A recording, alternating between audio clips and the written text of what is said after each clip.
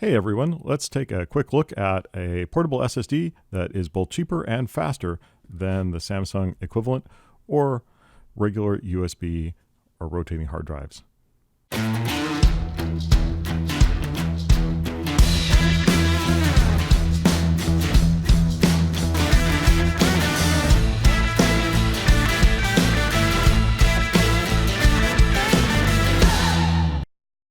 Welcome to Gadget Blues. Today we are taking a look at the Orico M.2 SSD enclosure. That's the TCM2-C3 version. Now they also sell a version of this that is not the transparent case but has an aluminum case as the PVM2. And it looks like it has exactly the same circuit board inside of it. So depending on whether you want the cool looking transparent one or the all aluminum one, you can buy the same device depending on what the price is at the given time. The big deal about this enclosure is that it takes M.2 NVMe SSDs and adapts them to USB Type-C Gen 2, as opposed to regular USB 3.0 or 3.1 Gen 1, which is 5 gigabits per second. Gen 2 is 10 gigabits per second. So if you have a fancy recent PC with that 10 gigabit port on it, or you plan to get one in future, this is the device for you. It's going to be much faster than previous devices that are just using the regular Gen 1 speed. Now, I realize that this USB Gen 1, Gen 2 thing is confusing, and they are continuing that through USB 3.0, 3.1, and 3.2 as Gen 1 and Gen 2. And then in 3.2, there will be a Gen 2 times 2, and they're already working on USB 4. Big mismatch of ridiculous complication. But right at the moment, the key thing to remember is that basic USB Type-C is 5 gigabits and Gen 2 is 10 gigabits. So just consult your specifications for your computer or your adapter to find out if it's 5 or 10. The Orico, of course, will work on a Gen 1 port, but you will only get Gen 1 speeds. You won't get the 10 gigabits. The other important thing about this Orico is, besides the 10 gigabit interface, that it accepts NVMe M.2 SSDs, not the SATA type SSDs. So that's the better, faster type of M.2 device, the NVMe type. And that means that you can take the drive out of here and put it in a computer and have high performance and so forth and interchange them back and forth. This is an ideal device also for upgrading existing PC, because you can take your brand new NVMe SSD, put it in here, copy over from your old SATA SSD or your hard drive or whatever using a clone software, and then put this into the machine as your primary boot drive. So it's handy for that as well. I'll be comparing this today to the Samsung T5 external SSD because the pricing is remarkably similar. The Orico, I got this on sale for $28 just for the enclosure. And then I installed Intel 660p NVMe SSD, 512 gig, and that was $53. So this is an $82 solution. Right now on Newegg, the Samsung T5 500 gig is selling for $84, almost exactly the same price for these two solutions. A quick unboxing before we get to the benchmarks. We have the unit itself with the heatsink. We'll get more into that in a second.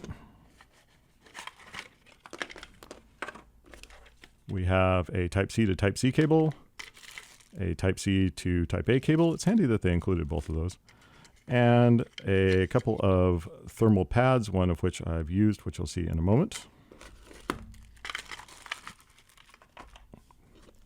The device itself doesn't have any screw to keep it closed, so you can slide it open fairly easily at any time. It doesn't come open accidentally, though. And this is the whole device right there. It's about the size of the M.2 SSD itself. I have a Intel 660p 500 gig installed on here, as I mentioned earlier. And it is incredibly easy to install. All you have to do is plug in the SSD and install this one nut right there, and there you go.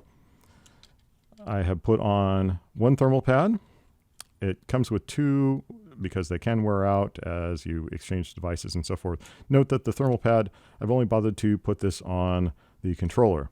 It's kind of a little known fact that flash memory actually likes to be run hot. It's the controller that needs to be cooled. You actually get better data retention if you've written the flash hot and stored it cool, and lower data retention the other way around. So ideally you want to have this flash run a little hot and the controller as cool as possible so that it doesn't throttle thermally. This is a CPU. It's actually running ARM CPU on most of these SSDs. Particularly in an external device like this that you might not be using on a daily basis, if you're going to leave it sitting around, you want to ensure that you are storing it cool and writing it hot. So don't put the thermal pads on the flash itself. The controller that Orico uses on here is a generic J-Micron JMS 583. That controller has an option to put a vendor ID, so it will show up as an Orico device, for example, in Device Manager on Windows, but they haven't done that, so it shows up as a generic J-Micron JMS 583. It does support trim, which is nice for SSDs.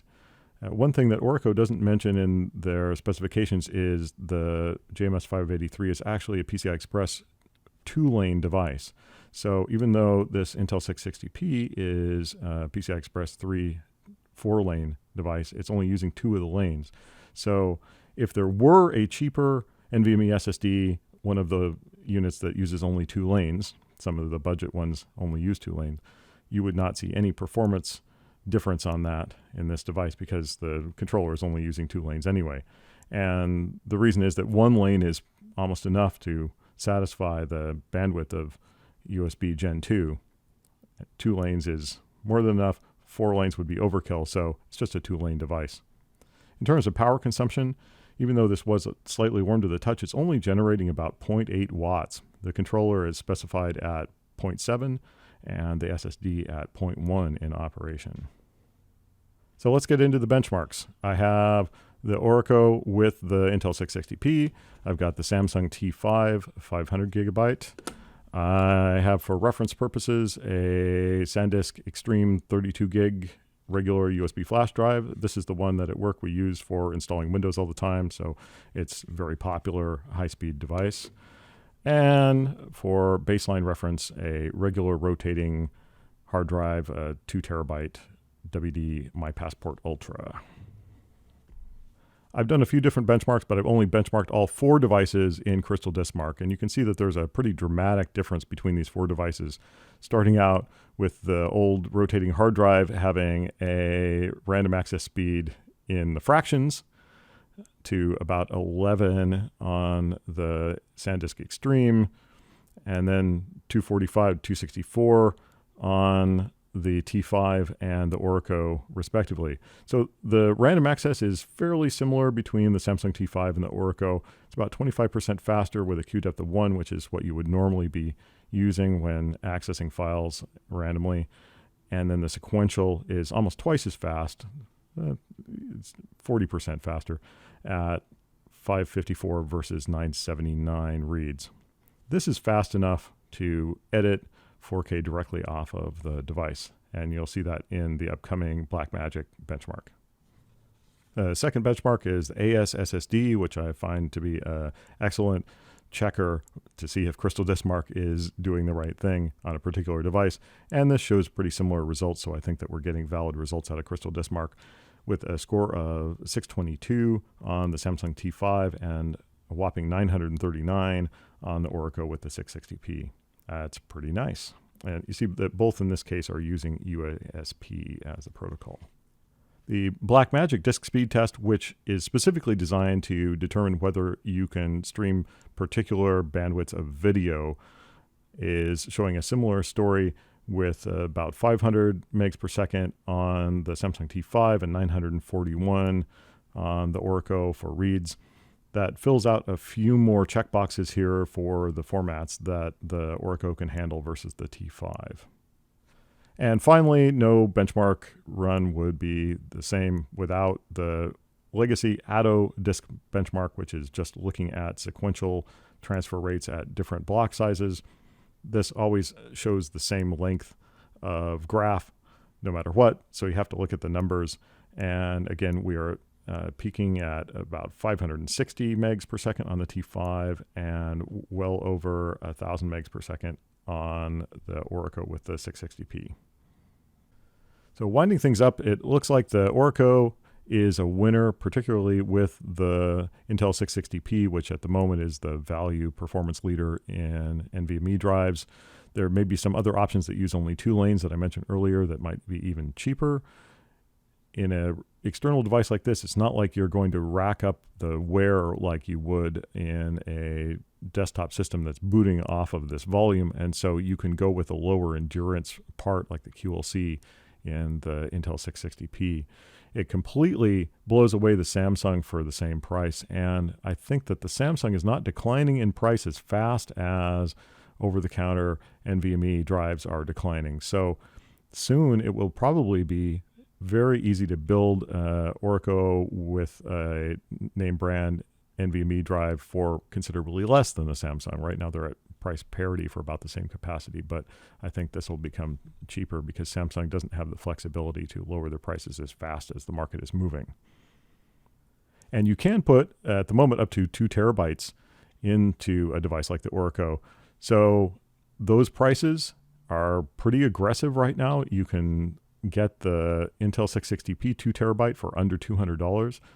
That makes it really difficult to recommend the old legacy spinning hard drive, given that the price difference is not the gigantic gap that it once was between the hard drive and a 2 terabyte SSD.